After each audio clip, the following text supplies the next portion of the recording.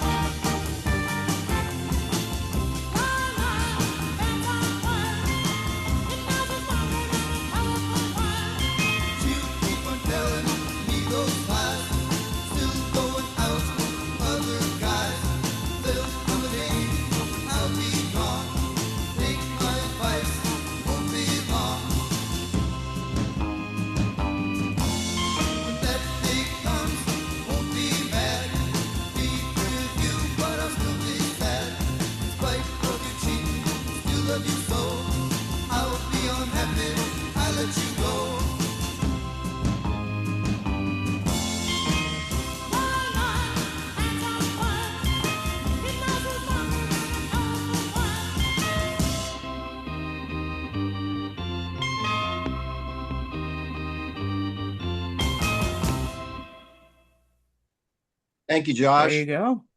That was a nostalgia song for me. It was a It good was song. released. This song was released in summer of 1965. I don't know if everyone remembers where they were then. Josh doesn't, and Chattahoochee doesn't. But I was just getting ready to enter the newspaper business. I did not have a paper out yet, but I was motivated to get one. So my mother told me after I gave her the bad news, I said I went up and talked to the district advisor to get a paper out, and he said I was the 28th person on a waiting list. And I says, oh, I'll be 50 years old by the time I get a paper out. So my mother suggested that I just go to the paper stop every day and help the other boys fold the paper and make sure I was seen by the district attorney when he came by to bring the headline stories, and so that he saw how reliable and dependable I was. And turns out my mother was a genius because indeed that is the only reason I got route. Because after about 6 months of doing that, he asked me.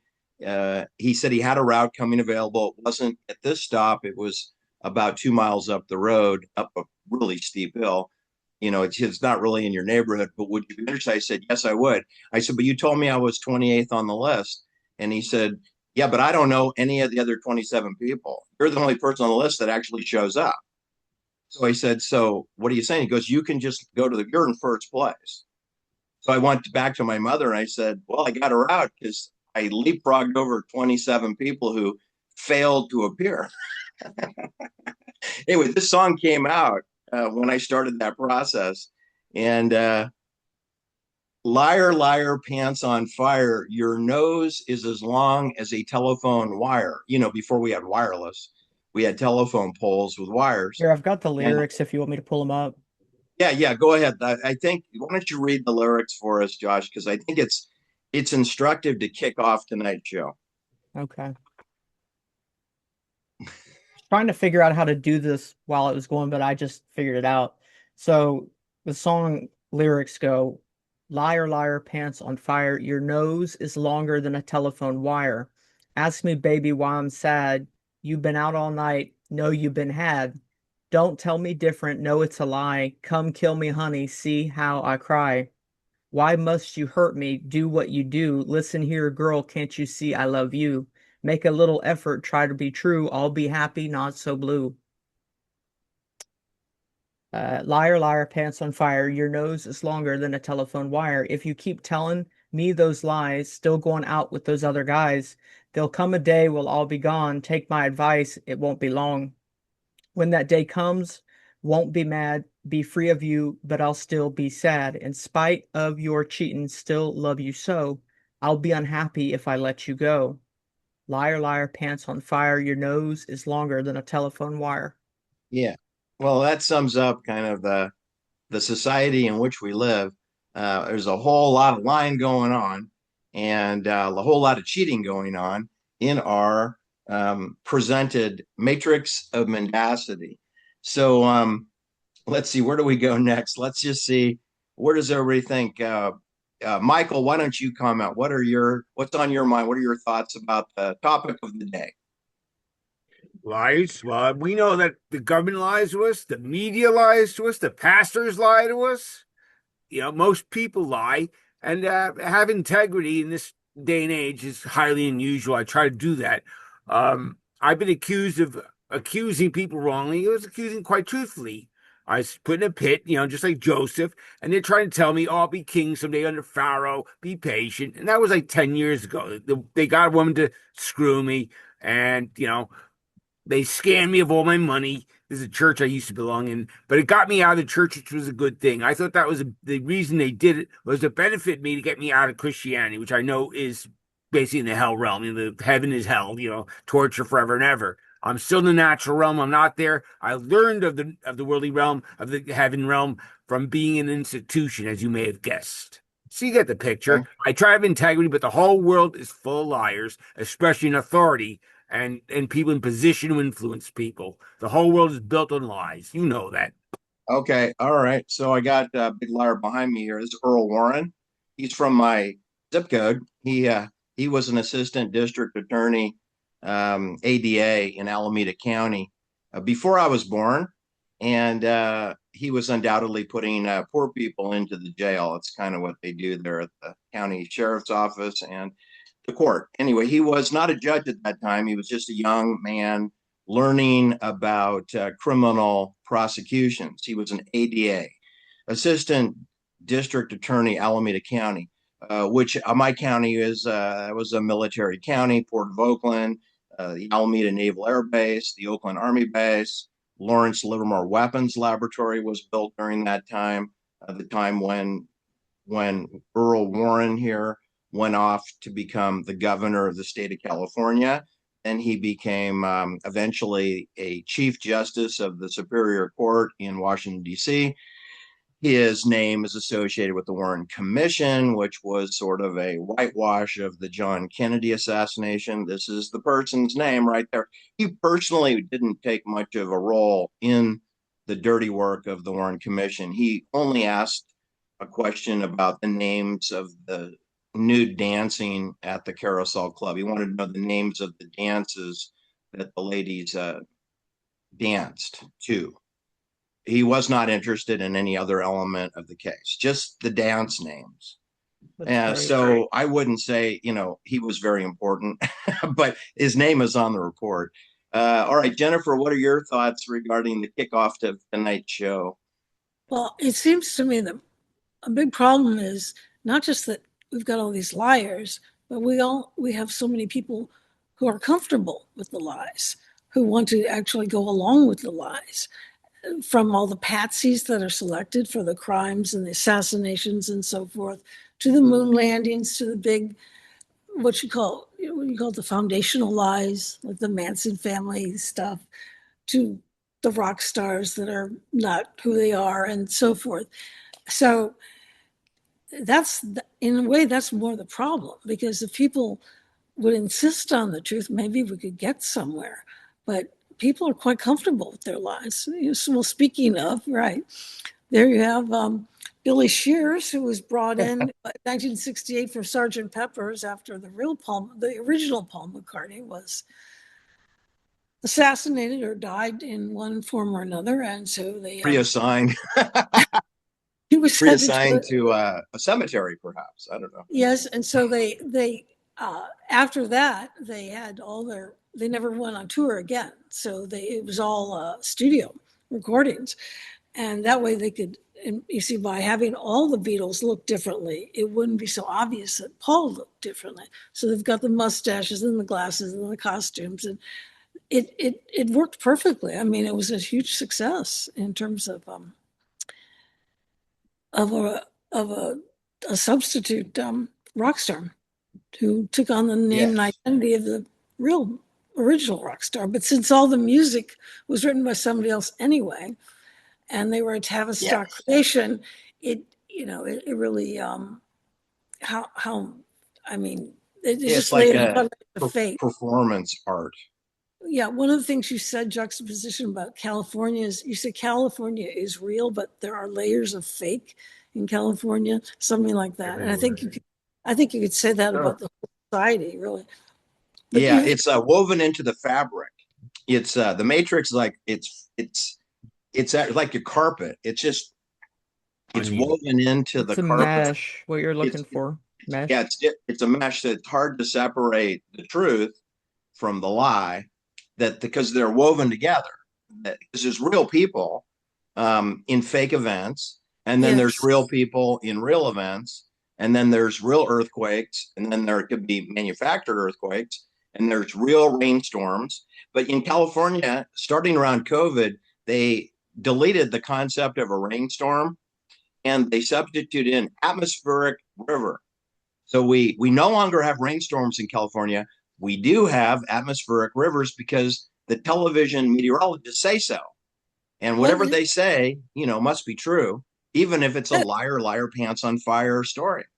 What's an atmospheric river? I mean, I don't know. It's like a really severe rainstorm. We have frost quakes now. I've asked everybody I know, and nobody can tell me what a frost. And basically, if you hear like a pop or an explosion, it's probably nothing to worry about. It's a tree. It's a tree exploding. That's the story.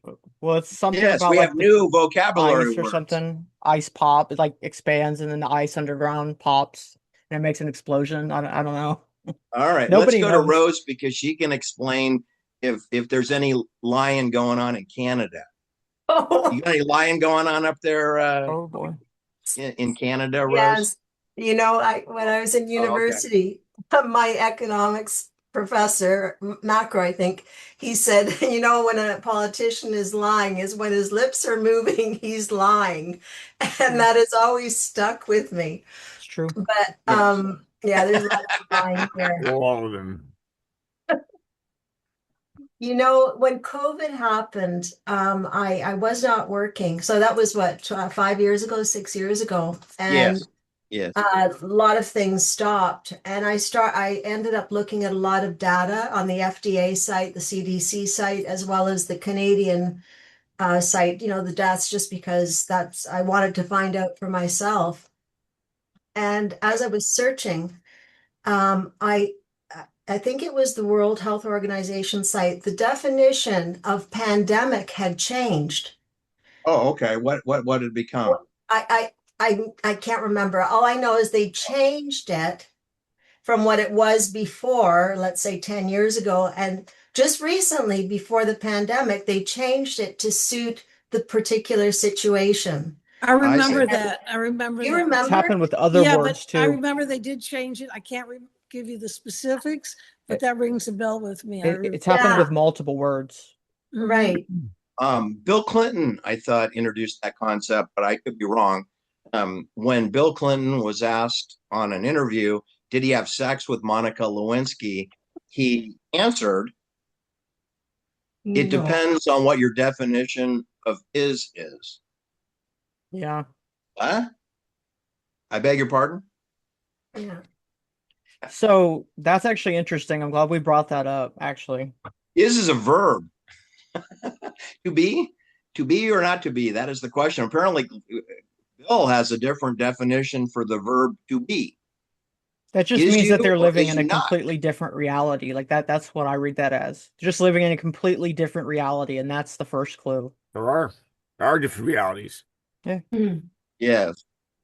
Okay, Chattahoochee, what about you? You had to graduate from high school on a Zoom class Oh, boy. wearing a face diaper. So Yeah. you tell me about lying or truth. Yeah, so I was class of 2020. I definitely know about lies, but I saw your Substack post and it had Joe Rogan all over it. So definitely he's a big liar and a lot of people got started off of him and still watch him. So Yeah, he's the leader of the truther movement. You always yeah. have a big liar lead the truth Ooh. movement. That's the key. I got another picture of, I mean, I'm going to lambaste Joe Rogan tonight for sure. He Well, deserves to good. be lambasted. He deserves to be humiliated for the fraud that he is. But, he's on top of a big list of frauds, but he is a really popular fraud. He's very popular. So he deserves more humiliation than your typical person. But I mean, there's no shortage of it, right? I mean, here's Klaus Schwab. He certainly That's deserves wrong, is it? he deserves to be humiliated, of course. Um, but there are just, I mean, we'd be here for months or years talking about liars, right? Um, but I have a favorite one that I'll put up here. One, I have met quite a few of the people that I'm going to lambaste. I have not met Joe Rogan, have not. So I want to make that clear. Um, but I have met this person that I'm going to show you right now. If I can just zero in on him. Let's see, where are you? Where are you? He was here and then he's gone. Really Schwab. How about we mention Alex Jones too? Here he is. True. CIA asset. Richard Gage. He's a pathological liar. Richard Gage. He's a pathological liar.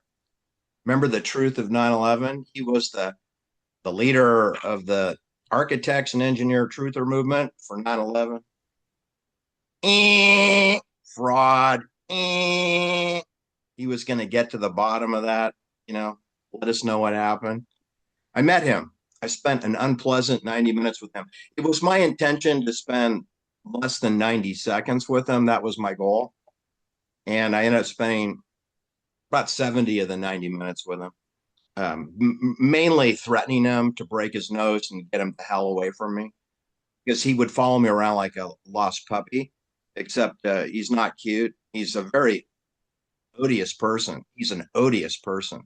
He's an odious person. He stinks, and he is a rotten human being. Anyway, he was the leader of the Truther movement. People mailed him money. People mailed him money. What a joke. Did he ever discover anything? No. And eventually, he was shunted aside. He works for the Department of Energy, essentially. He goes wherever the Department of Energy sends him, which would be sort of a clue that the Department of Energy was involved with the destruction of the 9/11 buildings, right? I mean, this creep works for Department of Energy, and he babysits scientists at the Department of Energy. that would indicate that the Department of Energy, which is in the weapons research business, that they would know how to blow up a bunch of buildings and release asbestos matriculates into the sky, which the media would never report. The media never reported that. You see this brown smoke over his bald head? You see that? That's mostly asbestos. And yes, it's also the photocopy machines, it's the sheetrock on the walls, it's the carpets, but there is an enormous concentration of matriculates from Libby, Montana that's in this dust. And I do recommend you never breathe that. Don't breathe that.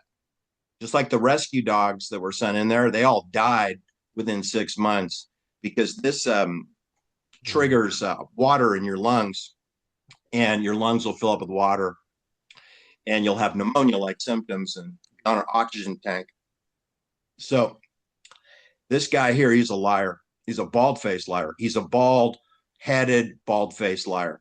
Richard Gage. Okay, you heard it here. I spent 90 minutes with him. I don't recommend you send this guy any money at all. He's a criminal. He really is. All right. So let's see. Josh, what are your thoughts on tonight's theme? Yeah, I mean, the whole thing about truth and lies is that people have to understand quite literal in like the most literal sense that lies are slavery, they're chains. So the lies, you get lost in them. That's one of the things that Shakespeare said, a tangled web we weave when we practice to deceive. And it's because once you start lying, it starts simple at first, but then you have to start creating lies to cover up other lies. And then if other people get drug into the mix, everybody has to get their story straight. And those actually become chains that enslave you. And so that's why the truth, makes you free, is because of that.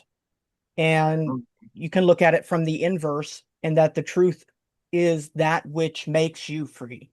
So whatever opens your eyes so that you can't see things the same way again, and you can't, you're not confined to that world of Plato's cave, I guess you could say, then you know that that's leading you towards the path of truth, as long as you don't fool and lie to yourself. That's really the ultimate trick, is to have you lie to yourself. And about, as I think it was Jennifer, you said today, it seems like so many people are comfortable with it. It's because those people are pretty much have made a habit and are now comfortable with lying to themselves. They're deluding themselves. Dear conscience.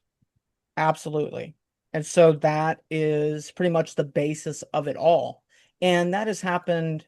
You look back at older interviews and stuff, you start to notice things. I think in the past probably 30 to 50 years, people have been just trained over time to lie to themselves. And juxtaposition, what you said, whatever the definition of is that was one of the signs. Right. Pay no attention to the man behind the curtain. I compare it to living room furniture, the lies, the architecture in people's minds. It's as though people have everything arranged in their head, and they don't want to be told that, well, you really need to move that couch or move this lamp over to this side, or maybe you need to take out that chair, because everything then has to be rearranged. Mm-hmm. And that's how people have constructs in their mind. It's a certain type of architecture. And so that's why they want to keep up the lies, because it keeps together that architecture. Absolutely. Yeah, absolutely. Yeah.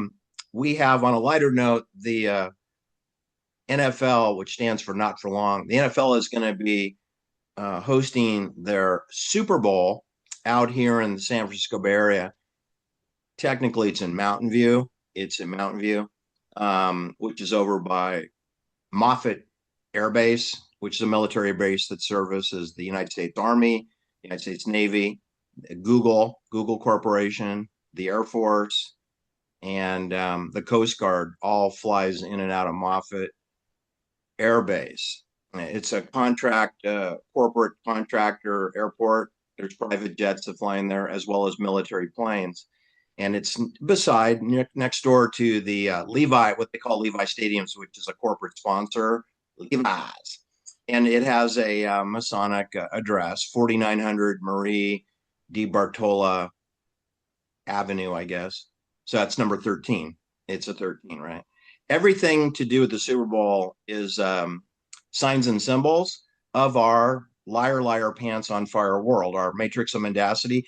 Every single Super Bowl. This will be number 60. This will be the 60th Super Bowl this month in 2 weeks. In February, we're going to have the Super Bowl, number 60. And what is 6 plus 0? It's 6. What's that? 33. Highest level of the Masonic order pyramid is going to be this year's Super Bowl, number 33, at a 4900 address, number 13, which means unity amongst Masons or temple worshipers within the cult. They have a number that symbolizes their unity. You know, people that wear black robes and are temple worshipers, they refer to themselves as temple worshipers, believers. They believe in eternity. They believe in transhumanity. They believe, they have a dogma. They have a repetitive slogan that they chant, that they have chants that they chant to each other. And they have an obelisk chain of command that they worship. They do. They worship their status within the cult. They always want to move up, of course, to that mystical number 33 or above status. And so that's coming. And of course, the two teams, which are going to be gladiator teams, will be the Seattle Seahawks of a town that's really been turned into a ghetto, which is Seattle. It's dead as a doornail. It's a ghost town. By the way, so is San Francisco. It's more or less a ghost town also, which is why you can't have the Super Bowl in San Francisco, because then it would be embarrassing and the camera would have to, just stay local on the field.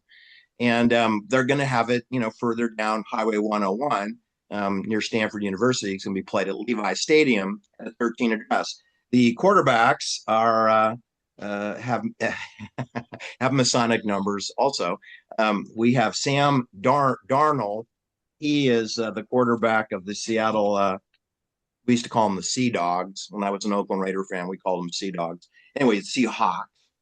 And Sam Darnold, his number is 3, when 3 means unity. The New England Patriots quarterback, his name is Drake May, and his number is 10. So, that's a 1, and 1 is a superior number in the Masonic order. But when you combine the two quarterbacks, it sort of doesn't even make any difference who wins or loses the game. It doesn't matter, because if you take Sam Darnold's number 3 and you add it to his opponent, Drake May's number, you have 13, right? You have 13. So together they make 13, unity amongst Masons. So it really hardly even matters, which team wins, because they're all part of the show, right? And they want us to watch the show. You should know the last time that the New England Patriots played the Seattle Seahawks in a Super Bowl, it was it was in 2015. So it will be 11 years ago. They actually played. They played in New Jersey, East Rutherford, New Jersey. They played there. And I believe that's the MetLife Stadium, life insurance stadium. And they played there. And that was where Seattle defeated the New England. I scratched that. The New England Patriots won the game. Seattle should have won the game. They should have won the game. It was fixed. They fixed it on the last play of the game. Seattle was 4 points behind, but they had the ball at the 6-inch to go line with, like 10 seconds left in the game. And they're not 10, I think it's 30 seconds left. And they're on the half-foot line. All they have to go is 6 inches. They're at first down. They have 4 chances to go 6 inches. They have 4 chances. But so what does the quarterback at that time was Russell Wilson, whose number was number 3, same number as Sam Darnold. What does he do with Pete Carroll as his coach? Pete Carroll of USC and all the felony rape convictions of his, or felony arrests of his players, which would include Mark Sanchez, who's in a boatload of felony trouble himself, stabbing a man in Indiana. Anyway, Pete Carroll called a pass.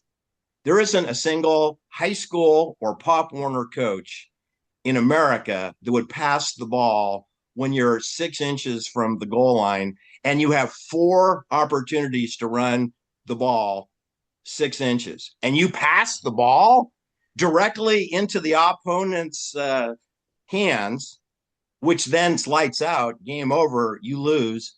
And then everybody praises Tom Brady, who was the quarterback at the time. He's the quarterback for the New England Patriots, saying what a wonderful quarterback is. He's sitting on the bench.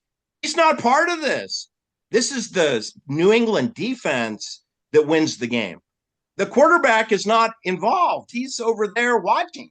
He's a spectator.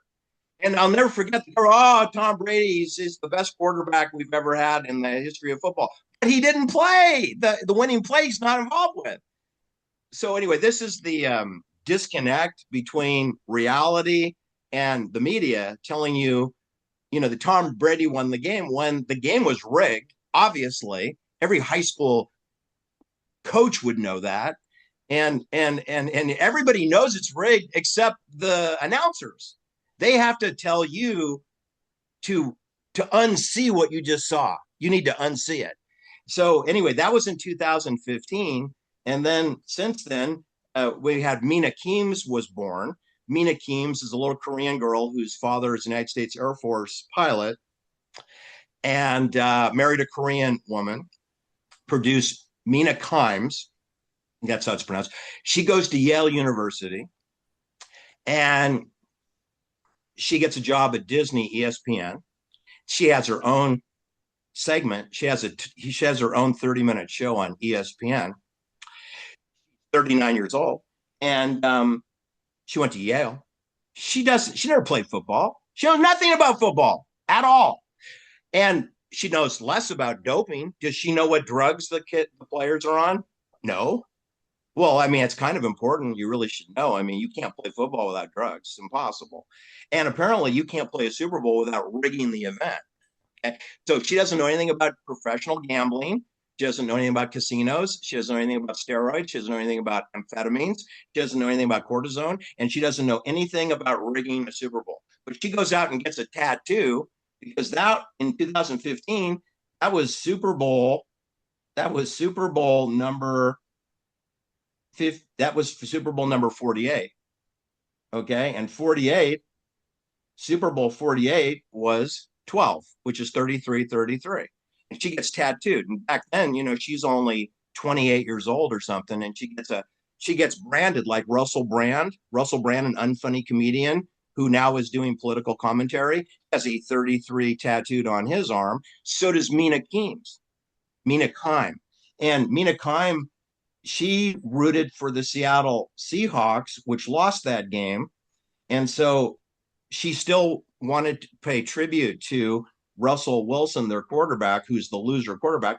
She gets that tattoo. Now we have an opportunity in 2 weeks to make this all right. So I'm going to say that probably, in 2 weeks over there in Mountain View, which is where NVIDIA is, the big artificial intelligence metaverse virtual reality company is right next to the stadium, Levi Stadium, at the number 13 address. This is where we're going to have a redo. We're going to replay what happened in 2015. So probably to make everything balanced, we want the Seahawks to win this game. Then the Seahawks will be Super Bowl champion. And the New England Patriots, they've already won 6 Super Bowls already. So who cares, right? They don't need to. Seattle has won 1 Super Bowl, but New England has won 6. So they don't need a 7th Super Bowl when Seattle needs a 2nd Super Bowl. So Seattle is going to probably win. That would be my prediction, is that they're going to win the rematch with the New England Patriots in 2 weeks, because that will balance the books. And the 2 quarterbacks combined make number 13. The venue is a number 13 stadium. And that would be my prediction. When the San Francisco 49ers played the Kansas City Chiefs 2 Super Bowls ago in the year 2024, that was Super Bowl 58. And 58 is a 13. And you asked me what stadium did they use? They used the Allegiant Stadium. That's where a slave pledges their allegiance to their owner, the slave to the slave owner, Allegiant. Well, it was Allegiant Stadium. Do you know what the street address is? 3333 Al Davis Way.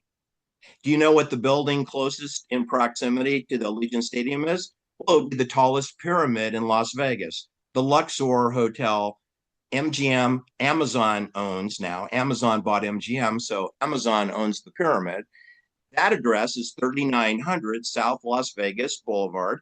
That's a 12, just like Mina Kimes. 3333 is the address for the pyramid. Carrot Top is the resident comedian of the pyramid.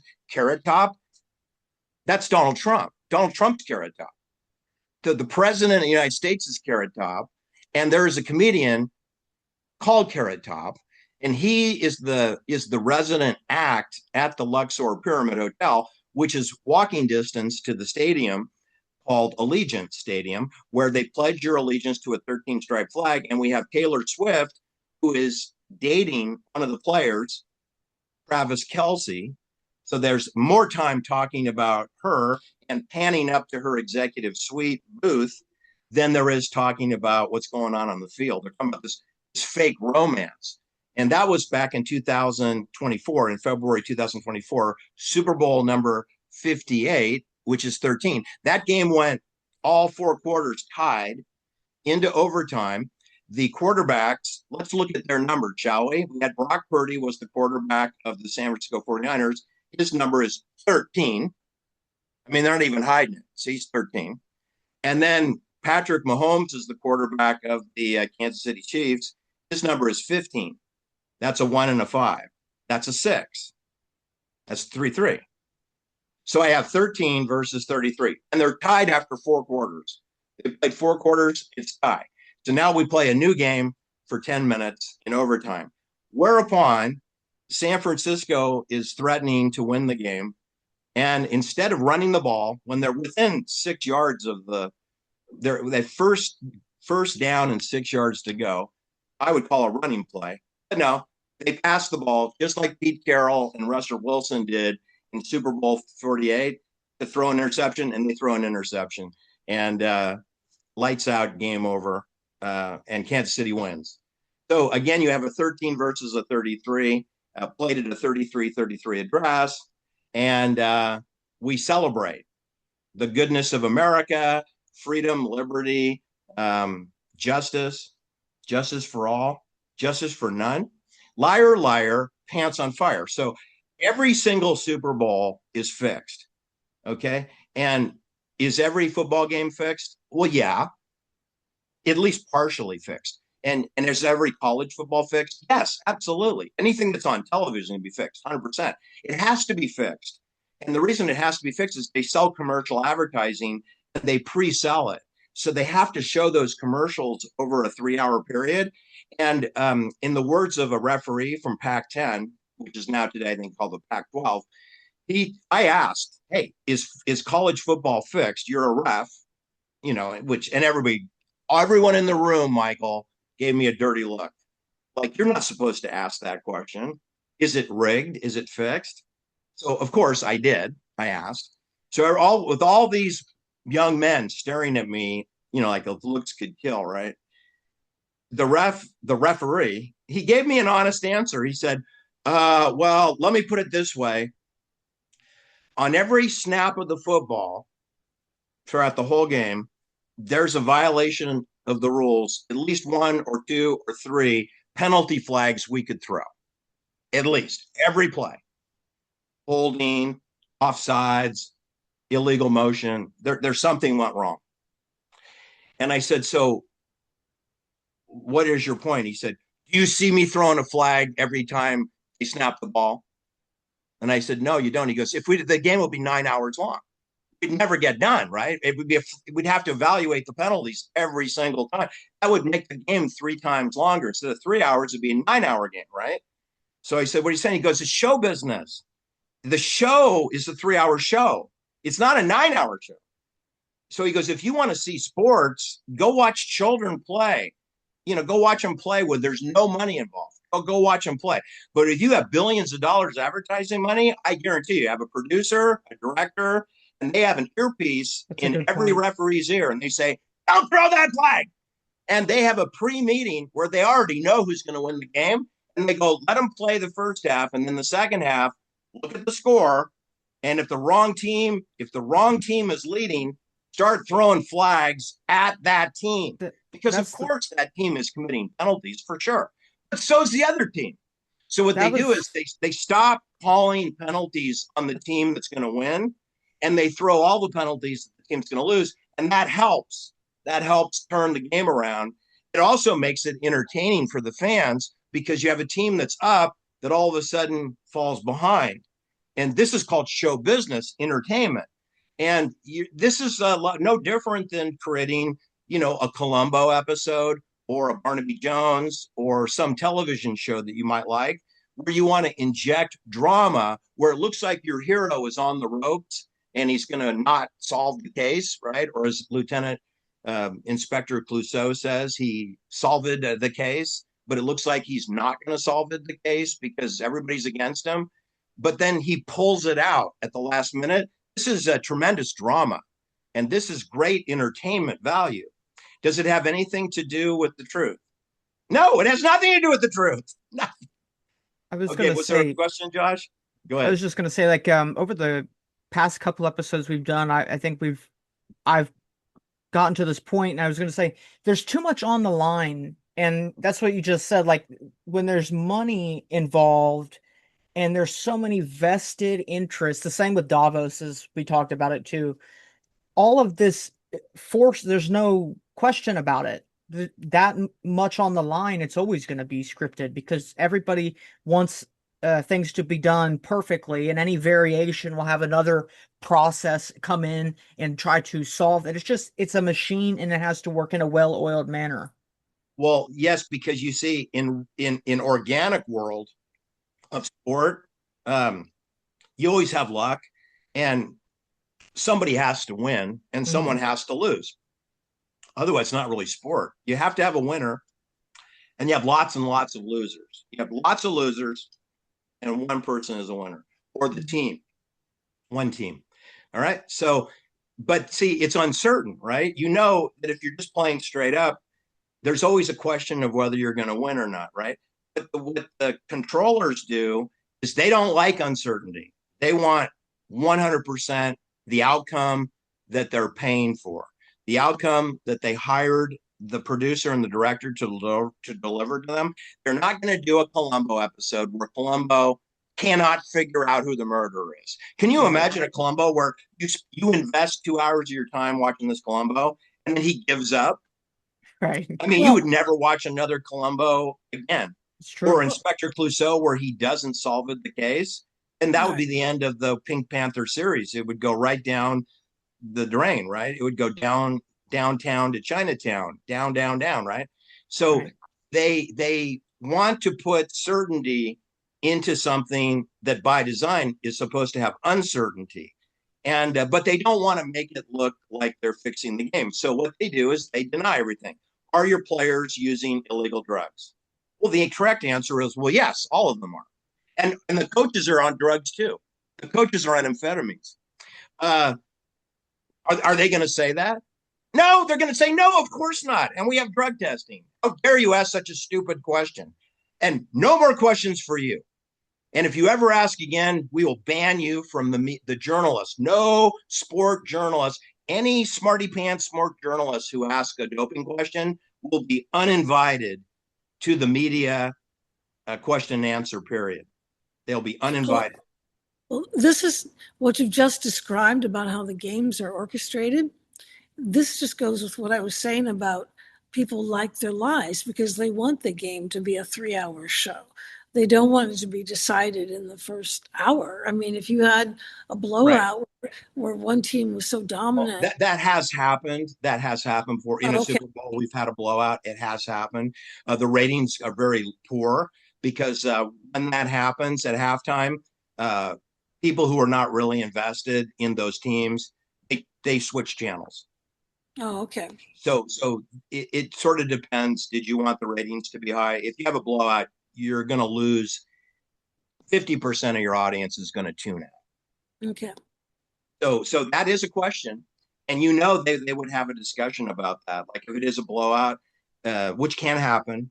And then they would probably have to have like an emergency meeting and it's like, should we let it continue or should we fix it, because they can fix it. Mm. They can fix it. If you throw too many flags consecutively at the same team, people start to smell a rat. But they should, because there are 90% of the penalties are not called. So people don't seem to care if it's not. They only care when a flag is thrown. They say it's a bad call. But 90% are bad calls, because 90% they should throw a flag and they don't. See, this is the same thing of having a Warren Commission and looking into in asking questions of 558 witnesses and not asking them important questions, and then being aware there's another 30 or 40 people who were present for the Jack Kennedy murder and not inviting them to your investigation, just excluding them.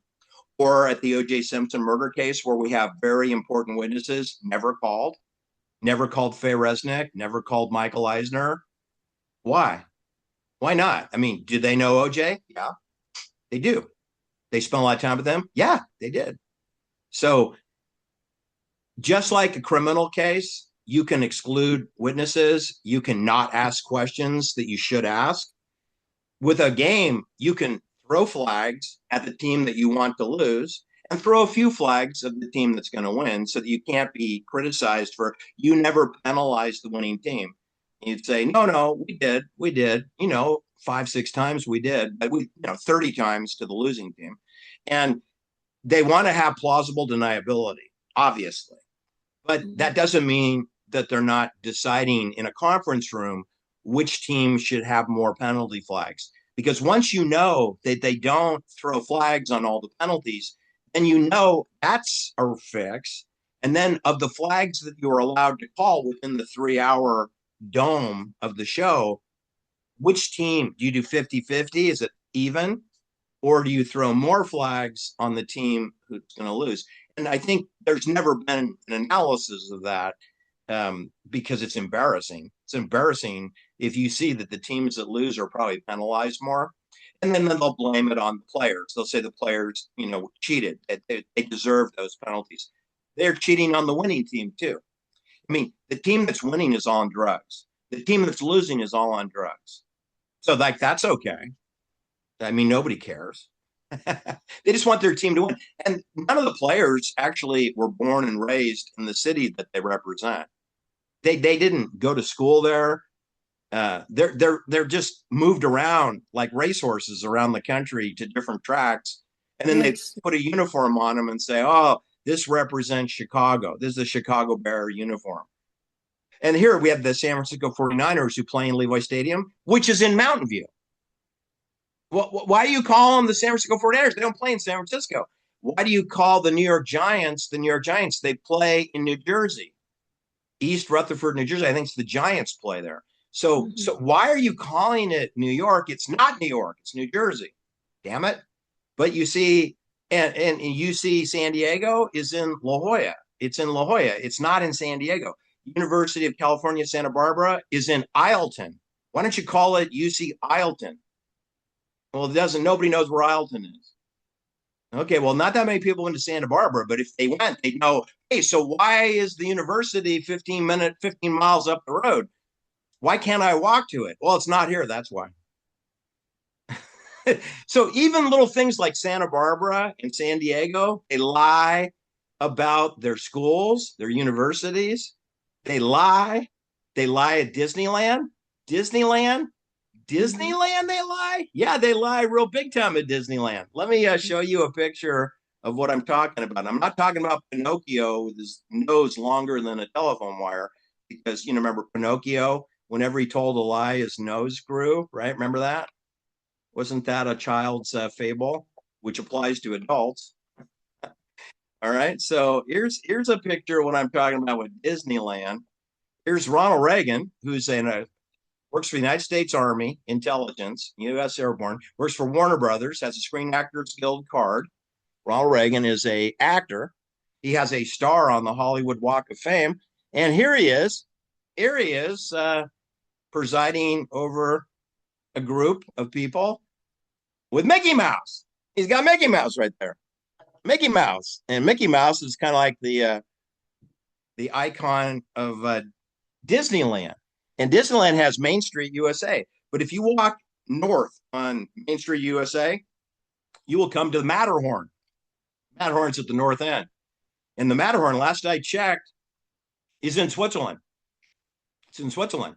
So if you walk down Main Street USA, you end up in Switzerland. And that's not well known. And the only place you can buy alcohol at Disneyland is in Club 33. I said Club 33. It's a private club. 33. It's over at the Pirates of the Caribbean ride, upstairs, behind a locked door. You have to be a member. And you can get any alcoholic beverage you want. You can get a whiskey. You can get a lemon drop martini. You can slam down, Schlitz malt liquor. Whatever you want. They got you covered at Club 33. And what's the address of Disneyland? You might be wondering, in case you want to send a postcard. It's 3333 Disneyland Drive, Anaheim, California. 3333. It's like Mina Keems's tattoo, 3333, right? Just like the Luxor Pyramid in Las Vegas. Just like the Allegiant Stadium in Las Vegas, next door to the pyramid. So you have these numbers, 13 and 33 and 3333, which is emphasizing 33. And we have Mickey Mouse, and we got Ronald Reagan, who is one of the very best examples I could ever think about a phony fake person.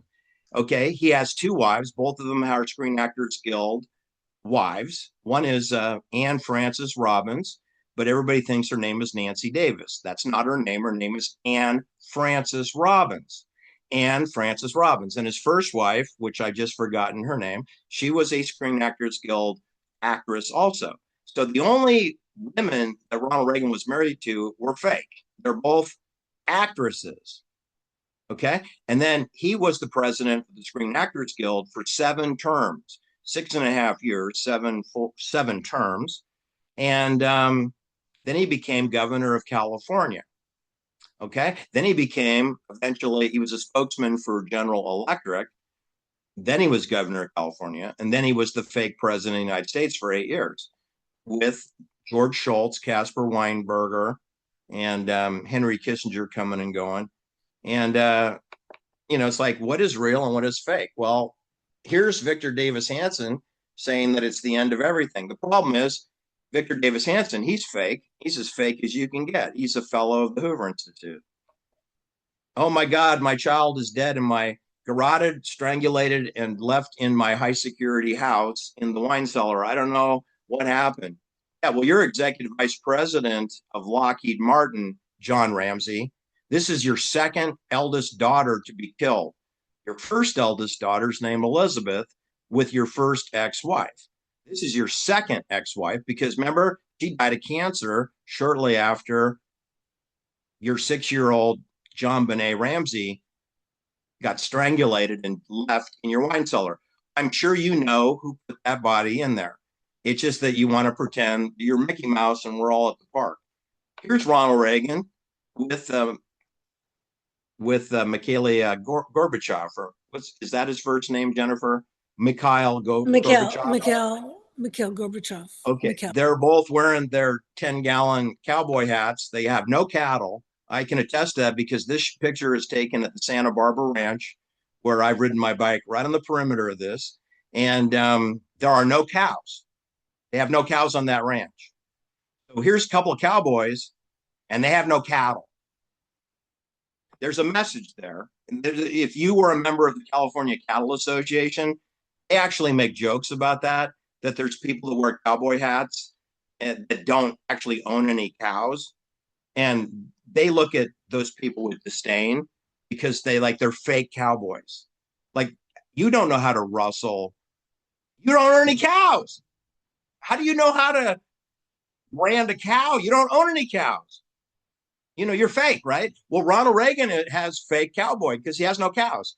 And Mikhail Gorbachev, he's just playing along, right? But these guys are fake leaders of their countries. This guy's in charge of the Soviet Union.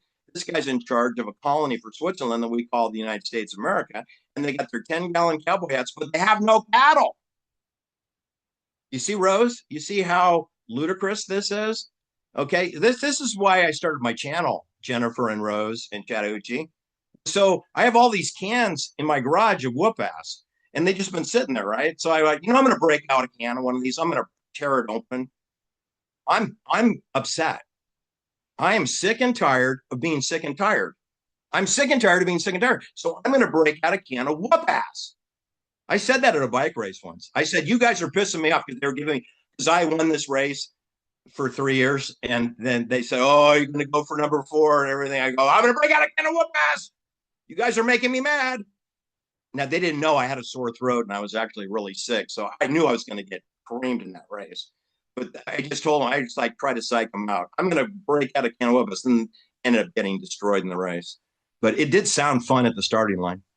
Do you trust these people? You trust these people? These people are healthcare professionals.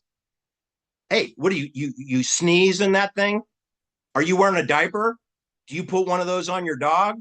Does your dog have COVID? Are you boosted? Do you have the bird flu vaccine? Do you have monkeypox? Do you have ringing in your ears? Do you have Havana syndrome? Are you lying? Do you get paid to pimp out COVID vaccines? Are you paid to pimp out? That's my question. Because the answer is yes, they are. This is pretty real. NATO, or as they say in Europe, OTAN, OTAN, right? OTAN.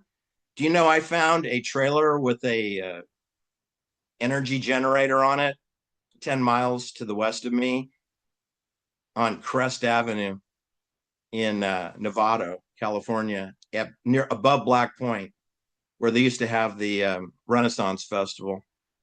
And it was spray painted OTAN. That's how I learned that it's NATO spelled backwards. OTAN. Do we trust this guy? This is a Hollywood actor, James Wood.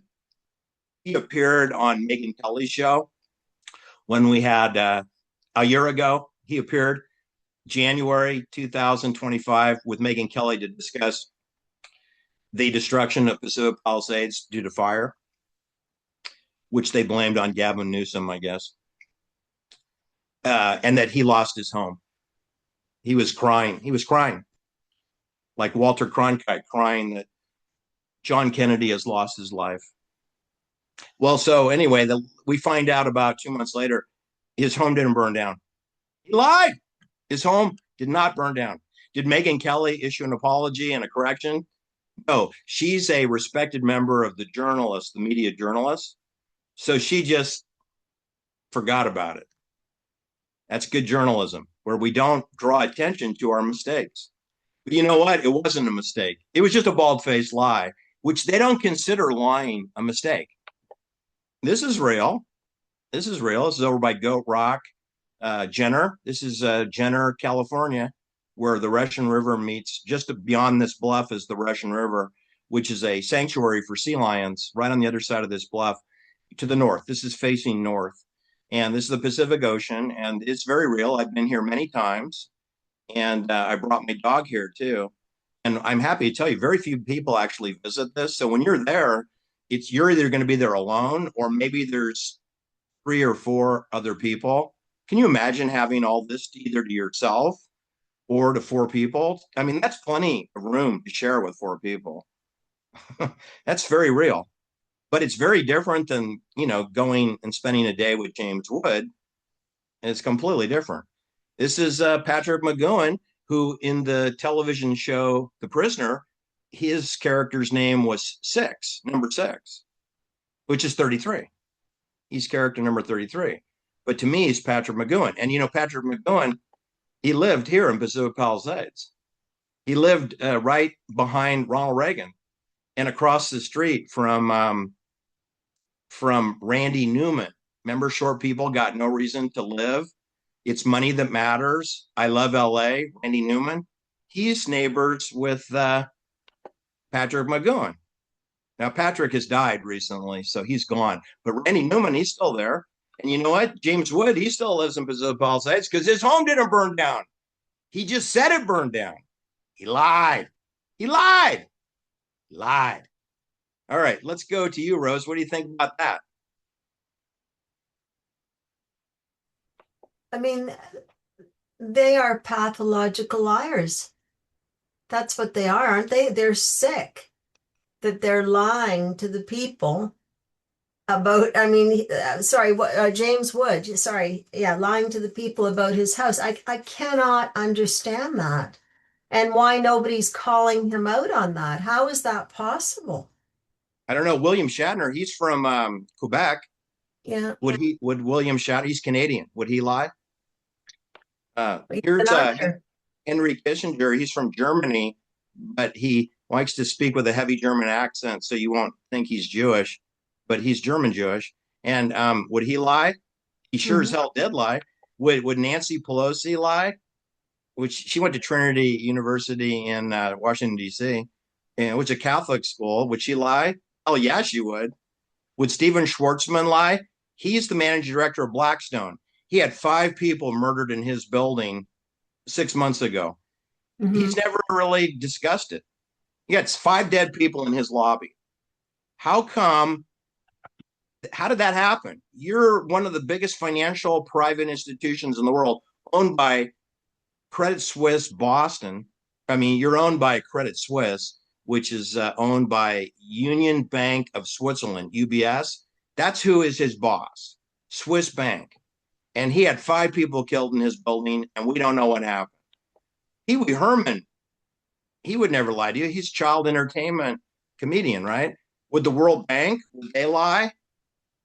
I knew Tom Clausen. You know who else was the president of this bank? Tom Clausen and Robert McNamara. Would Robert McNamara lie? Or would he tell you, no, no, it's just the fog of war, right? You see, you don't understand. It's very complicated when you're have an important job and you went and got an MBA from Harvard and you went to Cal Berkeley like Robert McNamara does. And then he wields like a dagger. He wields the fog of war and had a book under the same name. And he wields this like a dagger to apologize for the fact that he got it wrong. He got it wrong. Because you know what? He works for Credit Suisse. This is who Steven Schwartzman works for, Rose. And this is the problem that Franklin has. And this is the problem that I have. This was the problem that Maria Ambrelli had. Everybody thought she killed Miguel, the chauffeur. Everybody was convinced she killed Miguel, except Inspector Clouseau, who vindicated her and proved her innocence. The only person amongst an army of people that said, she did it. She did it. Look at her. Her face is green. Look at him. He would never lie to you. Russell Brand with his 33 tattooed on his arm, married to Katy Perry for 9 months. He wouldn't lie. Just Chief Justice Earl Warren in his library, he would never lie. Mina Kimes, the delightful, the beguiling Mina Kimes, with her 22 Super Bowl 48 tattooed on her arm, 33, she'd never lie. She doesn't know anything about steroids, though. She doesn't know nothing about fixing games, doesn't know about gambling. Would Dirty Harry lie? He's got a dead woman in his bed. Remember Christina Sandora? She's dead. She's 61 years old in her bed. Haven't heard a peep out of him. What happened there, Clint? Here's the Pendletons that you know as the Beach Boys. They're wearing their Pendleton shirts. The Beach Boys. Would they lie? I don't know. The Beatles, they lied, didn't they? Somebody lied. Would an angry clown lie? No. Would Diana Ross lie? No, she wouldn't lie to me. Well, where are you getting all your messages from? I got the Howl 9000 monitoring your blood pressure, your body temperature, your glucose, insulin levels, using gateways to other services for precision medicine. Would your doctor lie to you? Hey, would Noam Chomsky lie? Noam, would you lie? I understand you like Jeffrey Epstein. You hang out with Jeffrey Epstein and Woody Allen. Would they lie? You better believe it. Computer to brain interface, or they like to call it brain to computer interface. So you think that you're bossing the computer around. At a juxtaposition, we call it computer to brain because the computer is in charge, not you. This is Joe Rogan, and we're going to start focusing on him. This guy promotes tattoos, sleeves. He promotes steroids, amphetamines, illegal doping, mixed martial arts, which is dope violence. He draws a paycheck from MMA television events. Lance Armstrong, he worked for Nike. Just do it. Their slogan is just do it. Just cheat, lie, and dope. This is he draped in the American flag. So he's lying to you under the colonial flag of America. Would Lance Armstrong lie to you? He did for 13 friggin' years, didn't he? Yeah, he did. He lied. Oprah even found that out. I was Would going to Richard say, Nixon lie? Would Richard Nixon lie? Yeah, he There's- would. Anybody that, just a second, Josh. Anybody who drapes themselves in an American flag with Pentagon stars is a liar. And that would include Richard Gage. That includes the Knights Templar or the Knights of Malta. And that definitely includes Danny Bongino, the Donald Trump supporter, right? That also includes Jack. What's this guy's name? Jack. Kashovic. What's his last name? Kashovic. Oh, well, no. I think that's how you say it. No, his Hollywood name. Trapper or something. Jack Trapper or something. This Jack is Dorsey. yeah, It's Jack Jack Dorsey. Oh, This okay. is Yeah. Jack Dorsey. This is Martha Nolan.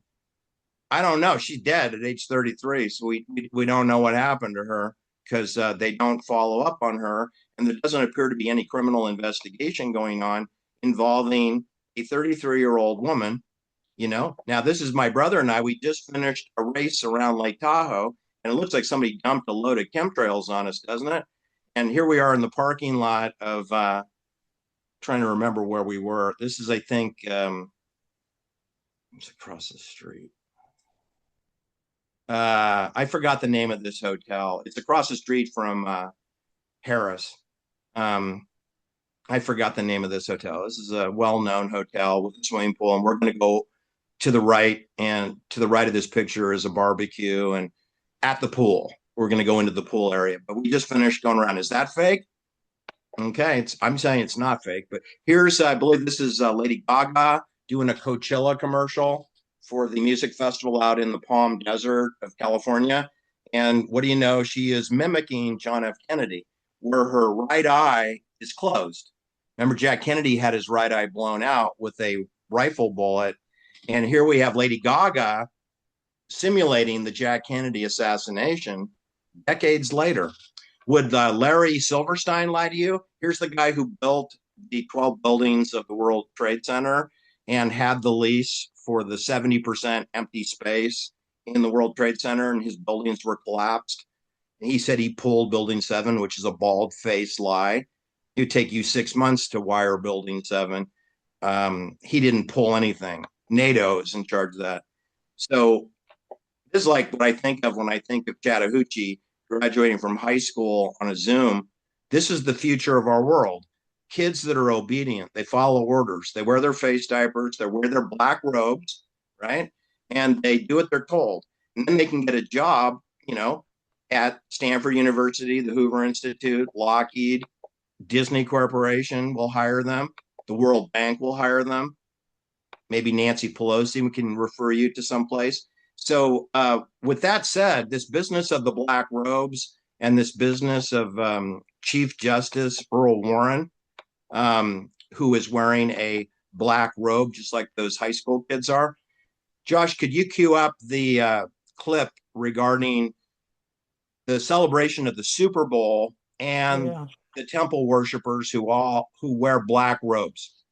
Yeah, and real quick, I was going to say their lying always comes back to two things. You know, remember these. It's either one, it's not personal, it's just business. That's the first one, and the other one is that if I don't do it, somebody else will do it. That's the two excuses. Right. That's the end justifies the means mentality of the Jesuits. That's a Jesuit belief.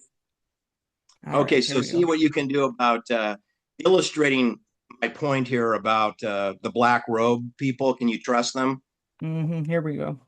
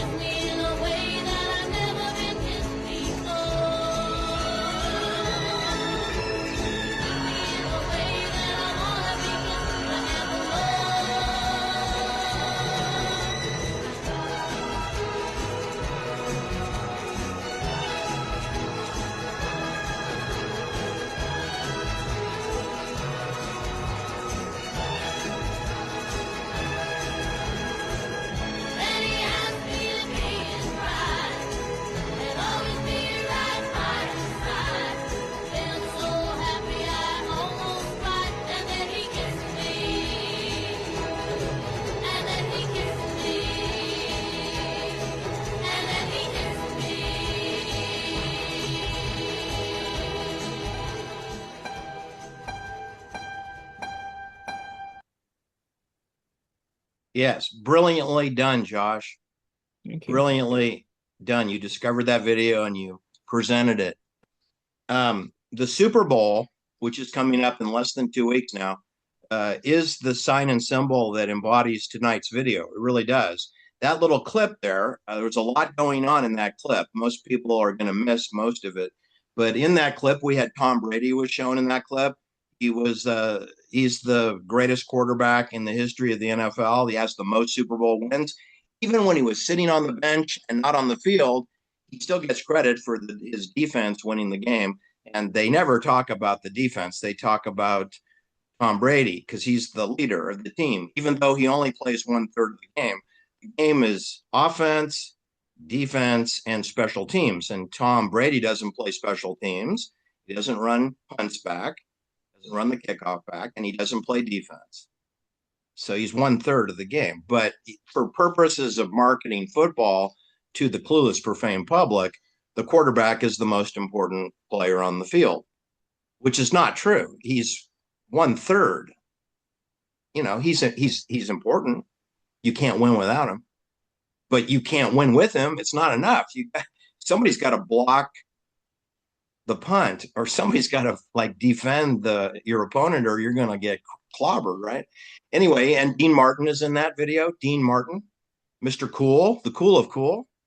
I didn't see Sammy Davis Jr., but it's possible he was there. I just have to study it more. We have J. Edgar Hoover, the leader of the FBI for like 60 years, a raving homosexual with his homosexual lover, Clyde Tolston, who did not appear in the video, who was his number 2 man at the FBI, was Clyde Tolston. You do know there was 2 homosexuals that ran the FBI for 60 years. Do you take the FBI seriously? I don't. I never did. We even had a person in my neighborhood who worked for the FBI. I didn't take him seriously either. I don't know what he did. He just went off to the office every day. And it's like a toothless German Shepherd. He's not going to hunt. He's not going to hunt. So anyway, that's J. Edgar Hoover was in that video. And there are many people in that video besides George W. George W. Bush is in that video. He was a 16-year-old looking at the Dallas police motorcycles just before Jack Kennedy had his head blown off. George W. was present at Dealey Plaza for the murder of John Kennedy, and he's in that video. Now, that video represents steroids, testosterone, amphetamines, blood doping, fixing games, throwing penalties on the team that's going to lose, throwing more penalties on the team that's going to lose, throwing some penalties on the team that's going to win. It's about corporate advertising. The halftime show will be Masonic. They have had Billy Shears has performed at halftime. Madonna has performed at halftime. Who else have we had? We had Michael Jackson performed at halftime. All members of the cult of the Black Robes, like Earl Warren here. Earl Warren is in the same club of the people that brought you that clip, the clip of the Black Robe temple worshipers. That's Earl Warren. He's from my backyard. And we named a freeway after him here. We have the Warren Freeway. Do you know what numerical tag they've given it? Highway 13. Highway 13 is the Earl Warren Freeway. You know who lives on that road? Jennifer Doudna of CRISPR Therapeutics. She lives on Vicente Drive, 2 blocks off the Warren Freeway. Only it's called Tunnel Road. It has name evolutions. It's the Warren Freeway, and it's Tunnel Road in Jennifer Doudna, Claremont Hotel, whereupon it changes magically like Houdini into Ashby Avenue.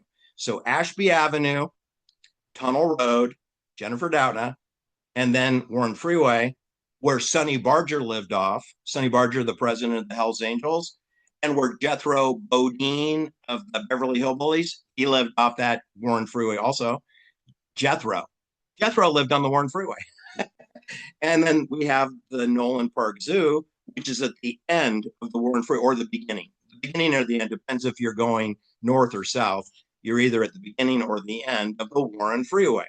So I find signs and symbols rule our world. 13 is all over the Super Bowl. 13 is all over Earl Warren as a judge and the namesake of the Warren Commission.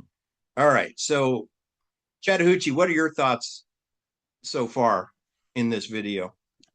Well, I was just looking up the guy behind you, just Yeah. doing a little research while you were talking, and turns out he is an active and prominent Freemason, it says. So, or was. He died He in the was Chief 70s. Justice of the Supreme Court.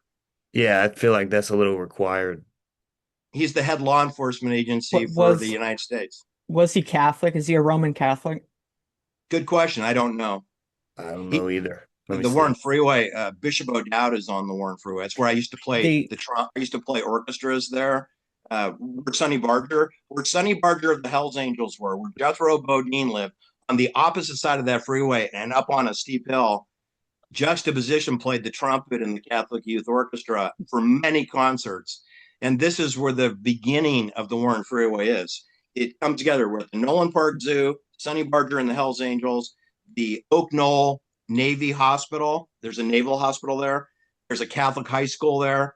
And there's a fishing trout. There's a trout pond there. And if you can picture it, I was there. I didn't go to school there, but I went there as part of the orchestra. the I was in the orchestra there. the Supreme Court has actually always had a very good Catholic majority. Not I'm not concentration, not majority, but like over the years, it has always had a good number of Catholics on the Supreme Court. Yeah, Kennedy, I guess, and of course Jack Kennedy, who was killed. He didn't last very long, right? He lasted less than his term. Remember how many months did Jack Kennedy last? Josh, this is a little trick question for you. How many months was John F. Kennedy, the Catholic president? How many months was he president? 33. That's correct, 33 months. How many days? How many days did Pope John Paul the First? How many 33. days did he live before his papacy was terminated? How many days? 33.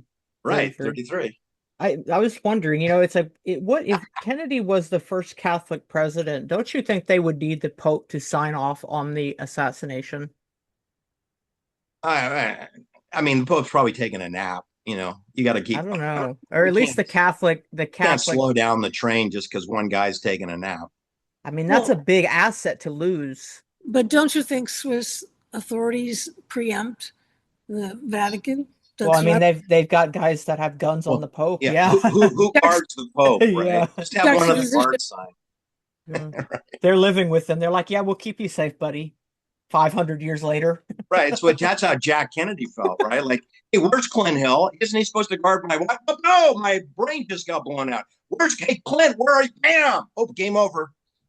Pretty good contract to last Jackie had 500 no years. guard. It's like, Jack, who's guarding Jackie? I don't know. He left. He abandoned his post. Jennifer, what do you say about that? Well, first of all, I mean, do you agree that the Swiss authorities have veto power over the? I mean, they're higher up than the Vatican, correct? Oh, hell yes. Yeah. Okay. Well, I Yeah, just they go wrote- way, way back. Yeah, and, I mean, they could put Ronald McDonald in there. Look who they have before the Pope that we got now. But before Leo, we had a saloon announcer. Yeah. All right, Francis. He Yeah. works in a bar, Yeah. throwing people out. That's That was our incredible. Pope. He's not even. I don't even think he's an ordained priest. I don't think people know that. Juxtaposition. Well, it does. He's gone now. So who Yeah, you're cares? right. Yeah, he's dead. He's dead. Next, because we're back to Chicago, where Paul Marcinkus came from. Yes. I'm surprised we Yeah. don't, have a hologram of Tony Arcardo, and he should be the next pope. I think he'd make a great pope. He'd be look, Tony the Batters. We'll get stuff done. Tony the Batters. You know why they call him the Batters? Because he used a baseball bat to make Oh his yeah, point. yeah. Tony the Batters. That was before he was Big Tuna. He could afford to go marlin fishing. I think really in the course of the investigations that we've all done together and just what Juxtaposition and I have done, we always find the Catholic positioning is interesting. They always are just nearby, or it's like they always pop up. Like they would be a brilliant group to provide just infrastructure along the way. During the like after the Civil War when Lincoln was assassinated, they had the only female who Mary Surratt, who was hanged for the assassination conspiracy with John Wilkes Booth. Right. Her son, who was interesting, her son John Surratt lived until like the 1920s, and he was acquitted. They found him working in Rome as a papal Swiss guard or Zouv or whatever. This was interesting because they had a network of boarding houses that his mother owned, where they were able to smuggle people out of the country. And so they had this network going all the way back then. So it seems like they are providing a great networking, and they pop up everywhere. Very interesting. Yes. Well, I have another part of the presentation I wanted to walk people through and get everybody's opinion on this. And it had to do with the promo post that I made. It was not a video post. It was just a discussion, points that we're going to make tonight on the show. And that was and everybody here is already familiar with some of this. So I thank you for indulging me on this. So the word Charlie or Charles, which is often abbreviated to Charlie, as a fan friendly, familiar name, Charlie. It applies to so many things, right? So in COINTELPRO counterintelligence, they've adopted the word Charlie, and Josh will give you the root meaning of the word Charlie. But which, by the way, why don't you tell us what Charlie means, Josh? It comes from the German word Karl, or name, Karo, which means free man. Free man. Like Freemason or free man. Okay. Yep. A player in the game is Charlie. So when we had the Vietnam War after the Gulf of Tonkin resolution in 1964, then American troops were in bulk shipped to Vietnam. There were already contractors in field. They were introduced to all the Army and Marines and Air Force people that came over. There was a euphemism applied to the enemy. The enemy is two types. There's the North Vietnamese Army, NVA. They wear uniforms and they use Chinese manufactured Russian design AK-47s and rocket propelled grenades and other types of weapons. And they wear uniforms. So it's very clear who the enemy was, right? But the majority of the enemy were referred to as Viet Cong.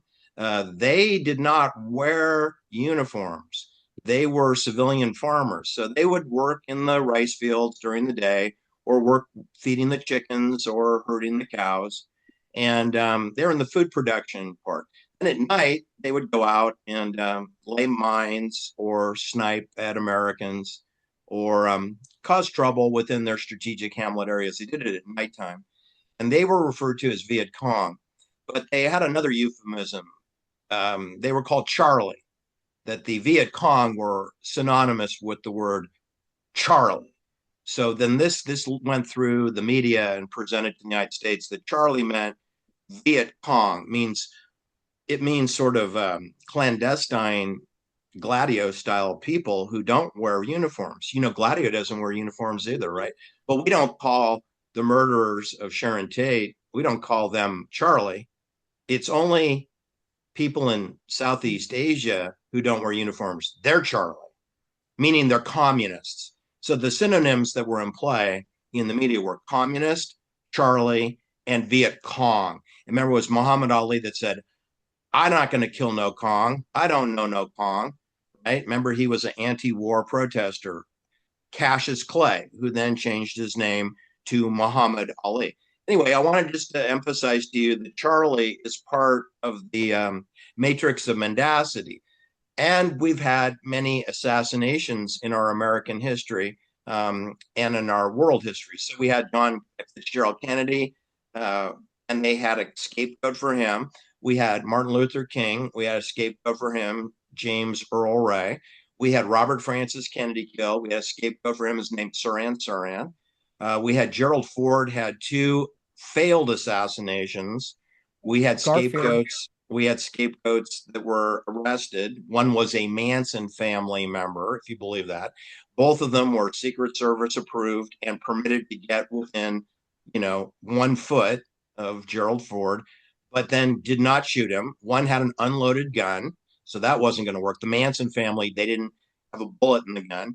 The other one did have a bullet in the gun, but she fired it straight up right at the Bohemian Club and the St. Francis Hotel. She shot up at the sky. So that's not going to assassinate Gerald Ford. Anyway, then we had Donald Trump. He had a fake, at least one fake assassination, might have had more than that. And they arrested a scapegoat, and we don't talk about it anymore.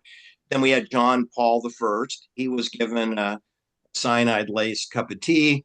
And before we did the embalming, before we did an autopsy, we embalmed his body, making an autopsy perfunctory. You can't have an autopsy after you've burned up all of his internal organs. Then we had John Paul II was shot by a domestic terrorist type person in St. Peter's Square. You know where the obelisk is? JP2 was shot. Didn't die. He didn't die of his assassin. He was shot right at the obelisk in his Pope-mobile, the Pope-mobile. Then we had Patrice Lumumba. He had become democratically elected in the Congo, and he was a postal worker who didn't want to go along with the program. So he was assassinated by somebody in the Congo, Patrice Lumumba. And that was right when Jack Kennedy was going to take his oath of office. I think Patrice Lumumba was killed just a few days before Jack Kennedy became president. Then during John Kennedy's presidency, before John Kennedy was murdered, the Diem brothers were murdered, and he had met both of them. They were the presidents of South Vietnam, which is a made-up country run by the CIA. The Diem brothers, they were retired when they were lured out of a Buddhist temple. There's a Catholic church and a Buddhist temple right next to each other across the street from the palace where the Diem brothers lived. One Diem brother was in charge of the South Vietnamese army. The other one was the premier, the prime minister, and they were both lured out of the Buddhist temple. You notice they're both Roman Catholic, but they didn't go to the Roman Catholic Church. They went to the Buddhist temple for sanctuary because they knew they wouldn't be safe at a Catholic church. So they went to the Buddhist temple, but they were told that we're going to kill your family if you don't come out. So they came out to save their family, and then they were shot in the back of a van, around back of the palace. We had the sinking of the United States Maine in the port of Havana, Cuba, in February 1898. A ship guarded 24/7 by the United States Marines. It's a Navy ship guarded by Marines. And we blamed it on the Spanish blew up the ship that's guarded by the Marines. Okay. They couldn't be involved. No, of course not. We had Pearl Harbor, surprise sneak attack, during a time when the United States had an oil embargo imposed against Japan. So apparently it's not much of an embargo. I just sailed 6 aircraft carriers and a whole flotilla of support ships through your stupid oil embargo and attacked Pearl Harbor and sunk a bunch of World War I destined to go to the junkyard ships, the Arizona, and you sunk the Nebraska, the Oklahoma. Who cares? Those ships were going to be, sent to salvage.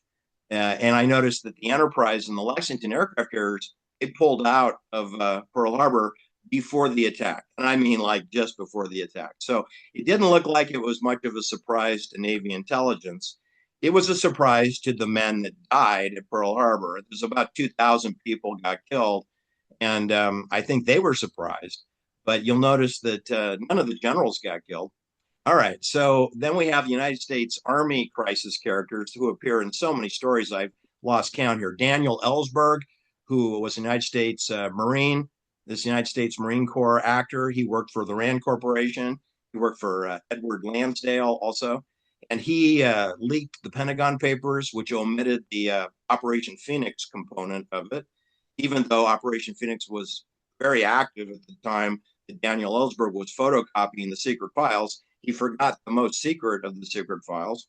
He only photocopied the public files. In other words, everything he leaked was already known. F. Lee Bailey, who represented Captain Medina, Ernest Medina at the My Lai massacre court-martial. And despite 6 witnesses testifying that Medina shot a woman, an unarmed woman, guarded by 2 army men, shot her in the face, his testimony was he thought she was going to throw a hand grenade at him. He killed her. And he was acquitted of murder.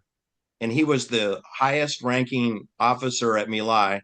He was a captain, United States Army. And F. Lee Bailey was his attorney.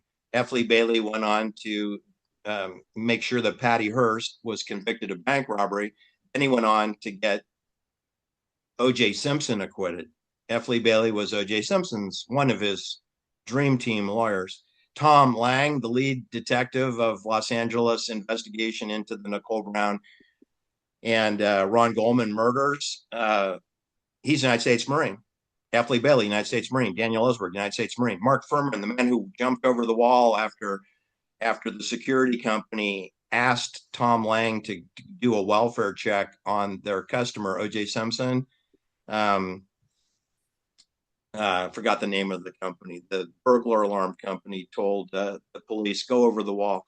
So Mark Furman went over the wall, unlocked the gate, and then Phil Van Adder and Mark Furman and another policeman, 4 cops were now inside the gated area.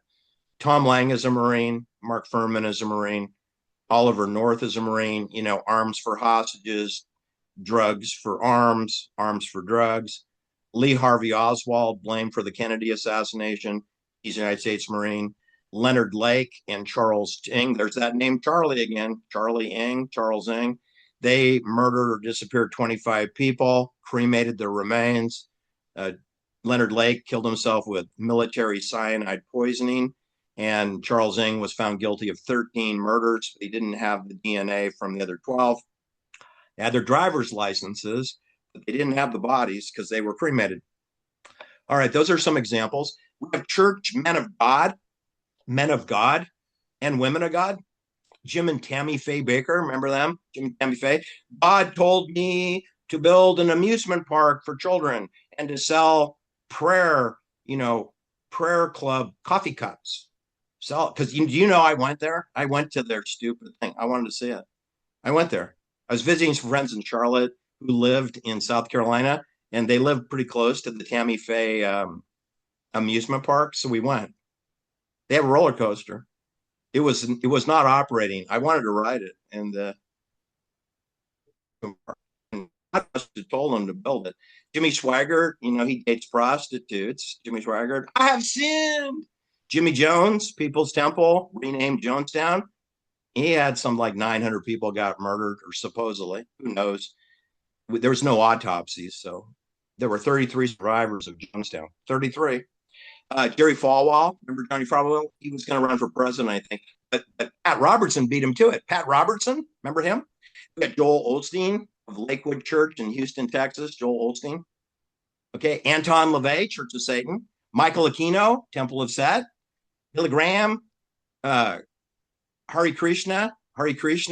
I personally met Cyril Hansaduda, and he referred to Prabhupadas, who is his boss, Prabhupada and Cyril Hansaduda, over there at Stewart Street off Telegraph Avenue in Berkeley. I personally met Cyril Hansaduda. He invited me to leave, as what would you expect? Juxtaposition, not comfortable in a poppycock conference at the Hare Krishnas. But before Hare Krishnas, we had Krishna Venta, right? He's a Jewish man from San Francisco. He has another name, but Krishna Venta was his church name. He founded the Fountain of a World Church. If you're wondering where was the church founded, it was founded in San Fernando Valley, Santa Susana Research Lab in Box Canyon, which is right next door to where the Manson family were percolated at the Spawn Ranch. If you walk, we could walk or take a horse ride from the Spawn Ranch, which is a movie set, and just go half a mile and you get Box Canyon, where Krishna Venta founded the Fountain of the World Church. Now, he's not around because he died in a bomb explosion in 1958. He was blown to smithereens in 1958. He founded his church in 1947, so it was an 11-year-old church. Then we have Tom Cruise and John Travolta. They're both members of the Church of Scientology, L. Ron Hubbard, Dianetics, where they audit you, and they have a human performance center. Like I said, we have saloon bouncer Pope Francis. We had Paul Martinkus, the president of the Bank of Vatican. He's a very much a church man. Cyril Hanzaduda, Prabhupada. We got the Mormon LDS, Romney conspiracy, Mitt Romney and George Scott Romney, and dead sister-in-laws. We got Jesse Jackson, Louis Farrakhan. Okay, you getting the picture? Then Hollywood takes the cake, of course, because they've produced lots of important political people. Ronald Reagan, he has a star in Hollywood. He received a star when Joanne Woodward received the star. It was 1962, I think he got a star. That was the first stars on Hollywood Boulevard. Ronald Reagan. And then Donald Trump, he's got a star on Hollywood Boulevard also. Arnold Schwarzenegger, he became gubernator of California. He's a gubernator. He's also a steroid bodybuilder, Mr. Olympia. And we have Jesse Ventura of the United States Navy SEALs. He is a steroid user and a fake wrestler in sports, WWE wrestling, Worldwide Entertainment. Fred Thompson is a star where he plays the district attorney of New York in Law and Order, the television series, but he's also a United States Senator from Tennessee, I believe. And then we have Al Franken. Al Franken, a Jewish comedian from Saturday Night Live. He became senator from Minnesota. Jesse Ventura was governor of Minnesota. So those two must know each other. Sonny Bono, remember Sonny and Cher? Sonny Bono became a congressman from California. And let's not forget our hogtie bondage guy, Albert Decker, whose real name is Thomas Albert Decker. He was garroted in his bathroom with his with the leash to his collar attached to the shower curtain rod, which meant he must have been strangulated like JonBenet Ramsey, and then it was staged and display as a suicide, and it went down as a suicide. I'm just telling you, it's impossible for the Thomas Decker murder to be a suicide. Anyway, we got Huey Newton of the Black Panthers, Bobby Seale, Symbionese Liberation Army, Tanya, aka Patty Hearst, the granddaughter of William Randolph Hearst. We had Jim Brown, football player who went into television in Hollywood, Muhammad Ali, Louis Farrakhan. We got Cesar Chavez, who represents migrant farm workers in California. Angela Davis, Gloria Steinem, Anne Rand, Willie Brown, James Carville, Steve Bannon, who endorses the work and books of Jennifer Doudna, which is, gene editing, Rush Limbaugh, Tim Russert, Oprah Winfrey, Whoopi Goldberg, Phil Donahue, Howard Stern, Rachel Madcow, Jeffrey Epstein, who is a friend of Noam Chomsky. Don't forget, we got Mad Bombers. We got Mad Bomber in New York, George Mataski. We got D.B. Cooper threatened to hijack a plane with a bomb that he never had. Ted Kaczynski, he's a Unabomber. Then we got Rosebud Abigail DeNevo, whose real name is Laura Marie Miller, and she's living in the same cottage that Ted Kaczynski lived in, and she gets shot to death in the entry hall of the Chancellor's building there off Hearst Avenue in Berkeley, California, allegedly by an Oakland policeman, which makes no sense at all since he has no authority to be in Berkeley in the first place when he's on duty.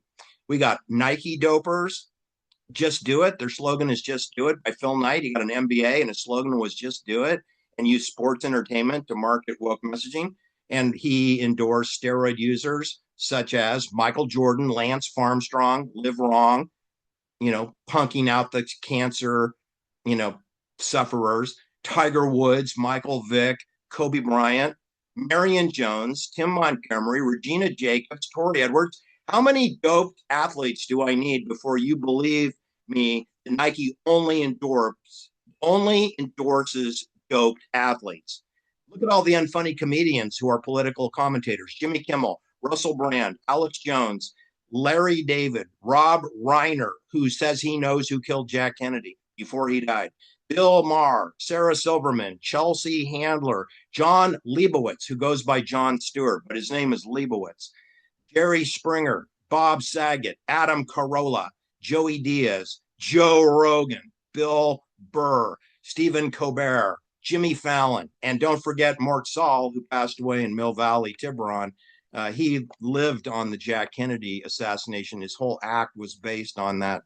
All right, so that concludes my contribution to this video. Let's hear from you. next. So who wants to go next? Rose, you want to go next? Any feelings and thoughts you have? Yeah, no, I mean the religious leaders, I am so surprised about Billy Graham. I used to watch, with my grandmother and my mother, the Crusades and all, or whatever they called them, and very, very convincing. But in the last Right. 5, 6 years, there's been so much revealed, and it's a total unbelievable. Like what else is there that we've fallen for that is a bunch of lies? But the religious, even right now on when I'm at my mother's house, she watches the Christian stations, and I look at it and I say, this is like right out there. And how they've created this massive business. Um, it's got a Yeah. great message, but it is truly a very, very big business with a lot of these players, like Joel Osteen being one of them. The Right. prosperity. Sam Kinison, the comedian, I saw him at least 6 times live. And I talked to him in the parking lot, just the two of us alone in Hollywood. And I loved him. He was just great. He was very authentic. But I know he's in the hornet's nest, right? And he used to make a joke of those preachers on television because people would ask him, "Hey, weren't you a preacher once?" He goes, "Yeah, but that was before the big satellite boom." He goes, "There was no money in it. It's like no money in it." But he goes, "Not like now." He goes, yeah, it's a whole different business now because you're referring to the televangelist Yes. as bouncing off the satellites to bring Mhm. Jesus into your living room." Right. Yeah. Yeah, no, it's amazing. It's entertainment, and it is definitely a lot of brainwashing, but there's another It is a word. brainwashing. You I would think it's say it is. yeah, Yeah. brainwashing. It's kind of like you're mesmerized. I was gonna, yeah. Mesmerized. Yeah. Well, it's funny you said that because I've actually brought something up that I wanted to show you, and it was exactly about that. They have a Yeah. three method to basically market evil. And so the 3 steps here, I'll make it bigger, are desensitize, jam, and convert. So the first step to desensitize, um, basically a continuous flood of the stimulus, could be anything, just whatever you're trying to desensitize or push. And then once people are tired of it, once it's just everywhere and people don't react to it anymore just because it's considered normal, then at that part you go into stage 2, jamming, psychological terrorism meant to silence expression.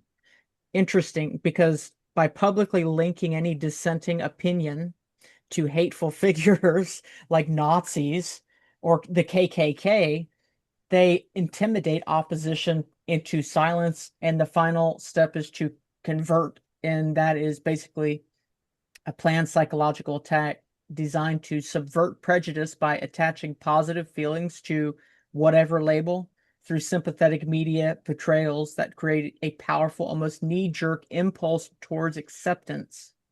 The theatrics, that's where they come in at the end right there. Just make it so hard for people to say no. That's why you have to have a little bit of truth mixed into all of the lies. That's like the most insidious part of it, is you got to they balance it out. That's And then, COVID, right? That's like the playbook for getting along by going along with the official narrative. oh, Yeah. these steps right here, all of them have the end goal of getting you. Remember, I said training people over all these years to lie to themselves. That's what they're using this method to train. That's what all of this is about. Idolize the hypocrites. Idolize the people who are just basically saying they're doing one thing to the public, but they're really not doing that thing. They are hypocrites, and everybody kind of knows. And so it breeds the cognitive dissonance. So now everybody is now comfortable with it because that's our idols. Our idols are like that. So why wouldn't we lie to Yeah, ourselves too? yeah, that helps explain this ongoing pathology of people being comfortable with the lies and not wanting to challenge the lies. I mean, if they've got mass brainwashing going on, I mean, people aren't going to challenge that. And I mean, for example, Donald Trump is now starting to pull back on the legitimacy of the Second Amendment, and That's his wild. MAGA followers are willing to go along with that, and or Wow. some are anyway. I don't know. That's crazy. Yeah, it's mass psychogenic illness. It's an is. illness. Yeah, This self-deception, which is why we're all here. We're here because we're pushing against it. We're Yes. rejecting self-deception. We Yes. want to know whether the ugly truth, I guess it's ugly. This is why people don't want to look at things that's ugly. But the truth is the truth. It is what it is. And there are many beautiful things that are truthful, many beautiful things. It's just lost in this matrix of mendacity circus show with all these pathological liars, some of whom, pathological means they genuinely believe in their lies, that they actually feel it and they're being sincere, but they're still liars. They're just good liars. And the best Hollywood actors, the best theatrical actors make the best liars because they truly can stretch into a new character and make you believe that that's who they really are, because they kill off their original ego. They have to destroy who they really are, has to be neutralized and put away in order for them to get into their new character development. That's multiple personality disorder, dissociative identity disorder. It's exactly that would be like a Academy Award winner. You have to have the trauma. You have to have the trauma. You have to kill the old self. Right. And remember, Joanne Woodward got the first star, right? Just on the Hollywood Hawk for The Three Faces of Eve, which is someone with multiple personalities. Yeah. That was the first celebrated star in the Hollywood Walk of Fame, was on the basis of a film entitled The Three Faces of Eve, a multiple personality person, a mother and a wife. I mean, that's a sign and symbol. Yeah, but I that's the story of tonight's video. It's probably a well-deserved star, because imagine if you're actually a person who has multiple personality disorder, and then you have to go and you have to play as a role, you have to play somebody who has multiple. So it's like a mirror in a mirror in a mirror, Well, I look at it as more of a tutorial. Yeah, sure. It's not really, I don't know Joanne Woodward, and she had this long marriage with Paul Newman, and I don't know Paul Newman. Sure. I can tell you that Abigail Folger knew them. She knew both of them. Abigail Folger spent time with Paul Newman and Joanne Woodward, and probably for work. They must have been put together for work. But the thing is that Joanne Woodward, I always liked her. I don't know if she has multiple personalities, but she does have a star in Hollywood, and her film, she won an Academy Award, Best Actress, for Three Faces of Eve. Well, I met her. She was on the board of Sarah Lawrence. I was on the board of Sarah Lawrence at the same time. And the thing about famous stars is they never introduce themselves. You say, "Hi, I'm Jennifer Small." They don't say, "Oh, hi, I'm Joanne Woodward." They know that you know who they are. And she was she was perfectly sane, and I mean, she didn't have schizoid personality or anything like that. She was a nice woman. Yeah. All right. Well, that was kind of the knock on Nick Reiner, that over at Conan O'Brien's Christmas party was apparently he was annoying the guests there at the party. Who knows if this is true, but the story was that Nick would go and talk with the guests, and they would introduce themselves, and then Nick would say, "Now, who are you again? And what are you important? Are you an important person?" And because I have no idea who you are, right? And so you can imagine if you said that to Joanne Woodward, "Now you are who and how? Are you on the board? Or are you just visiting? Are you in town? Do you live here? Did you go to school?" And so then it's sort of an insult. Like, what do you mean you don't know who I am? Yeah. Like Nick was annoying people because he didn't know anyone at the party. And you're supposed to know everyone. Your father's, Rob Reiner, he knows who killed Jack Kennedy. Didn't you get that memo? Mm. No, I didn't get that memo. So anyway, what about you, Chattahoochee? What do you think of this show, the circus clown show? Yeah, that's what it is because there's so many things to take in here, but I definitely agree with you, Rose, about people like Billy Graham. He was a member of the Brotherhood of Freemason, and Yeah. he portrays as one thing for television, and then he's one thing in real life. And that could be said for Joe Rogan, anybody, Alex Jones especially, Yeah, Bill Hicks. Who knows if Paul Jim McCartney Morrison. is really Billy Shears or if Alex Jones is Bill Hicks, who worked closely with Sam Kinison. Bill Hicks and Sam Kinison worked in Houston, Texas, at a comedy club for years, for several years, and then they borrowed each other's jokes too. They borrowed each other's jokes, and which all comedians do that. It's not unusual to steal people's material. That's pretty standard. But is Bill Hicks Alex Jones? I mean, the timing is, yeah, it looks like one disappeared when one appeared.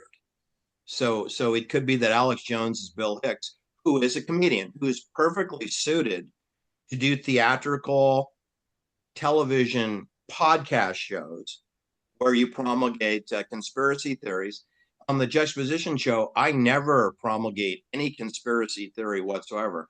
I promulgate military plots that are secret and meet the definition of conspiracy. But mainly, I'm promoting what is really going on in real life, which is military planning, anthropology, eugenics, gladio murder, which is clandestine, which operates in the shadows between the lines of gray and black. So I don't get into theories. I get into like real, actual murder, homicide, in the way that Inspector Clouseau did, in the way of Lieutenant Colombo did, in the way of Nancy Drew, in the way of Joe and Frank Hardy did. That's what I'm about. But it appears that the metasphere is cloaked with pathological liars, frauds, influencers, many with PhDs, many who are comedians who have stand-up training, but have gone on to be talk show hosts, and phony fake politicians and phony fake men of God with amusement parks with roller coaster rides and coffee cup sales for their prayer members. PTL, right? Praise the Lord, PTL Club. You send in $100 and I'll send you a coffee cup. Hey, I should do that at Juxtaposition. I should sell $200 coffee cups. If I was more enterprising, I'd be like Jimmy and Tammy Faye Baker. You know, what Church Lady used to say about people like that is, you really love yourself, don't you? Somebody really loves themselves. Don't we, Jimmy Swaggart? I have sinned, Church Lady. Okay, I think that's enough. Move along now. Move along. Let's get Donald Trump out, right? You see the Church Lady drill into Donald Trump? She even had her niece handle him. Her little niece who's in the church camp for the last 12 years. All right, Josh, what are your thoughts at this juncture? We're wrapping up now. We only got a few more minutes. It's the reason that all of this inversion is going on is because they really do believe with all their heart that if they make everybody insane, then they will then be the normal ones. But at the end of the day, what it really is that misery loves company. They are deluding themselves and trying to bring us into the meta dead world of delusions. It's all one and the same thing. And so I don't know. I mean, the truth does make you free. It permanently makes you free because it's can't go back, can't turn around. You can't unknow what you know, and so then you're free from it. Yeah, But no you're one on not this immune. channel is going to forget. Remember to forget. We're not going to remember to forget. You're not going to unsee anything. Final comments from you, Rose. Then we're going to go to Jennifer to sum up tonight's video, and then we'll go to the lobby for our libations and our hors d'oeuvres. Yeah, no, I mean, you have so many characters and people from different walks of life, and it's really phenomenal how um, pervasive the pathological liars are influencing us, and how difficult. I mean, you really have to want to know the truth, and it takes effort. It's easier to sit back and just kind of accept and let it fa- um, fall off your shoulders there. So I don't know. I mean, it's everywhere. It really is everywhere. And I'm really grateful for the work that you're doing. And it's nice to be with people that are open to the truth. Well, thank you, Rose. Thank you very much. Sometimes I feel like, that Nancy Pelosi is the Wicked Witch of the West, or Rand Paul is the Wicked Witch of the East, or it's Ron DeSantis. It's hard for me to keep track. There's just so many of them there. Of course, we got, Trumpster. Um, they all like to cloak themselves. Even Ronald Reagan cloaked themselves with this idiotic flag. Here's Arnold Schwarzenegger on steroids cloaking himself in a flag. And Condoleezza Rice, she did it. She's a fellow of the Hoover Institute. Here's Henry Kissinger. He's a fellow in the Hoover Institute. Here's Victor Davis Hanson. He's a fellow in the Institute, Hoover Institute. So, in the end, they just want to milk us like cows. Mhm. And they call it, human kinetic energy harvesting. Human kinetic energy harvesting. This is your World Economic Forum, their phony fake flags. And we're going to end with here's forgot her name, the presenter in London, Jill who's something. Jill Jill. Doudna or Doudna or No, Dudna. no, but Jill Brand. I don't know. Yeah, Jill, whatever. She had the checkerboard front stoop. The Masonic checkerboard front stoop.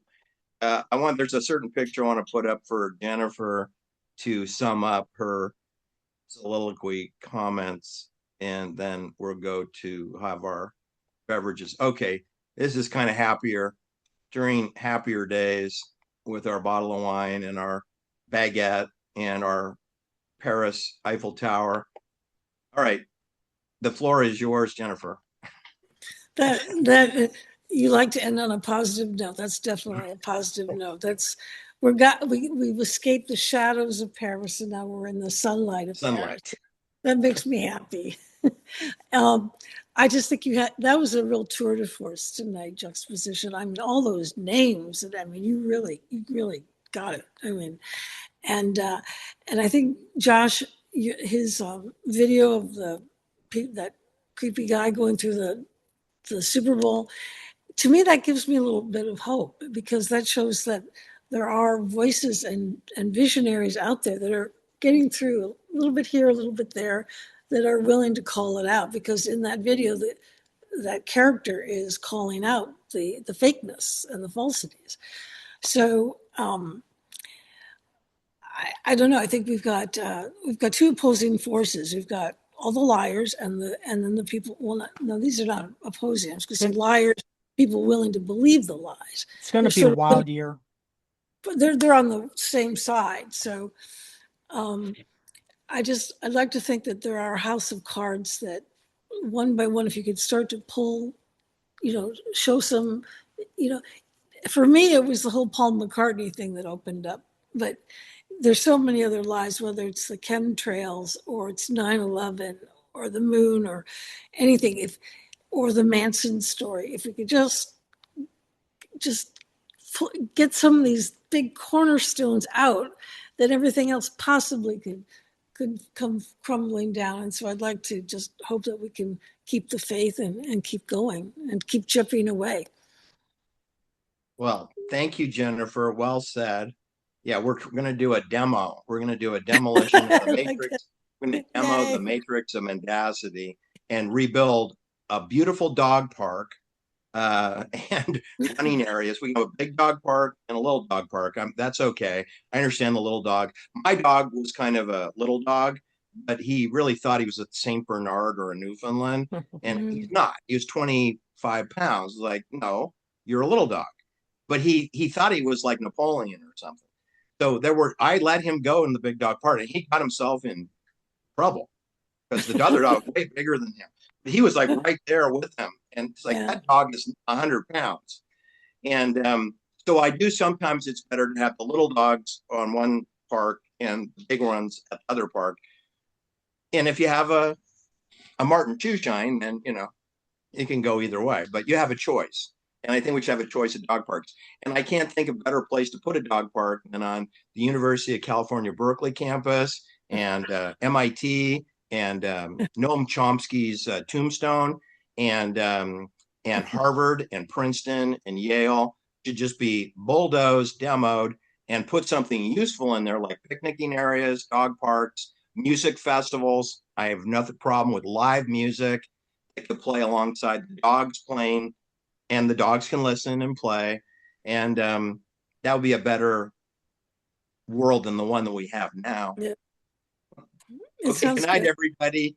And Good we'll night. see you out in the lobby for some champagne that Michael Brooks flew in from Brooklyn.